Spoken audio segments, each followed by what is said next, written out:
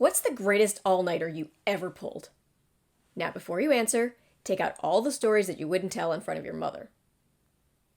Okay. Finally, did you accomplish more in your all-nighter than most people accomplish in their entire careers? If so, I definitely want to hear about it. If not, let me introduce you to the Fly Room, where one of the best all-nighters in scientific history originated. It's almost guaranteed to make you feel bad about what you've accomplished so far in life. So stick around.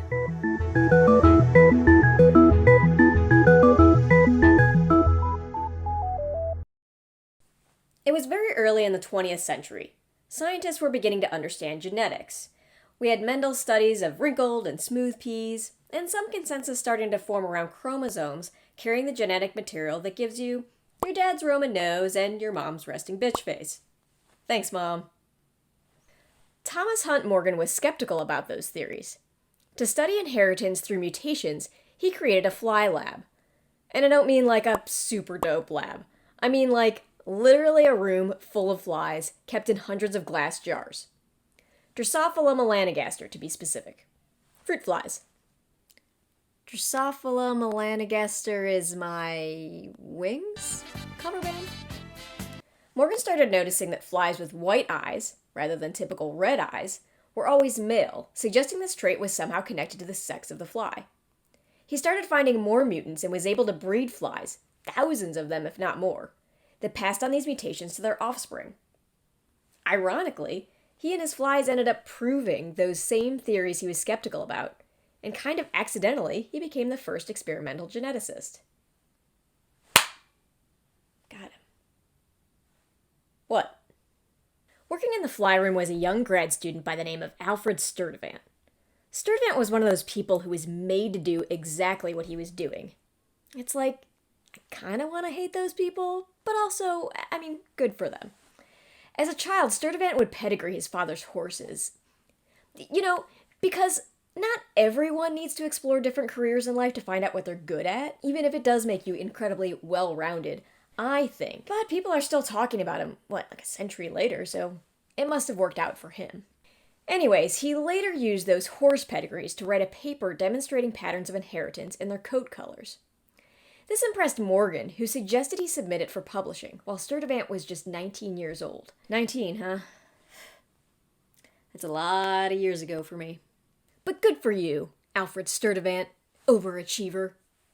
Some people just know what they're good at early on in life. Other people start edutainment YouTube channels in middle age. A few years later, the notion that genes lie in a chromosome in order, like beads on a string, gave Sturtevant an idea. We see all kinds of combinations of traits in nature. In humans, for instance, brown hair and blue eyes, blonde hair and brown eyes, blonde hair and blue eyes. But certain combinations we see paired together more than others, like brown hair and brown eyes. Or in fruit flies for Morgan and Sturtevant, it may have been a sable body and garnet eyes. If you tend to see traits together very often like this, they're likely positioned close together on the same chromosome. Why? Well, you know how when you leave necklaces or cords near each other, they get inexplicably tangled up? Well, it's kinda like that. Chromosomes come in pairs, often with different versions of a gene on each, and when eggs and sperm are being created, the pairs tangle together and they end up exchanging bits and pieces of each other in the process.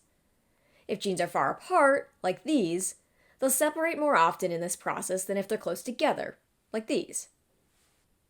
What Sturtevant realized is that you could look at how often traits appeared together and actually map where they are relative to one another on a chromosome. He was so excited about it that one night in 1913, he blew off his graduate school homework and stayed up all night. He looked at all the data they had on these thousands of flies and dozens of different mutations. Not gonna lie, there was some math involved. If you're into that kind of thing, and no judgment, I'll post a link below to a video that goes into detail on how he did it. Suffice it to say, his theory was right, and he was able to map the fly genome based on the frequency with which each trait occurred. In one night. He used each percent as a unit of measure along the chromosome, which are now called centimorgans. Not stutometers, or vantamiles, or Fred inches. Look, I didn't get to name it.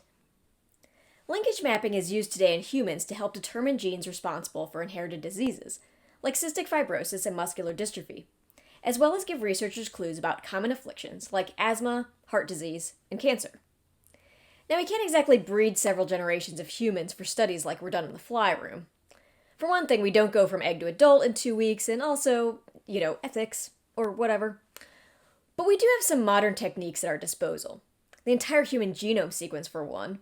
Computers also make things a lot easier. But that night, over 100 years ago, Sturtevant may very well have been the first person to employ bioinformatics. A very hot field today. How you feeling about your best all-nighter now? Some years after Sturtevant's all-nighter, Morgan was awarded a Nobel Prize for his work in genetics. To honor Sturtevant and another fly room colleague, Calvin Bridges, for their contributions, he split the prize money between all of their children. It wasn't the Nobel Prize for literature, but inheritance for studying inheritance sounds pretty poetic to me.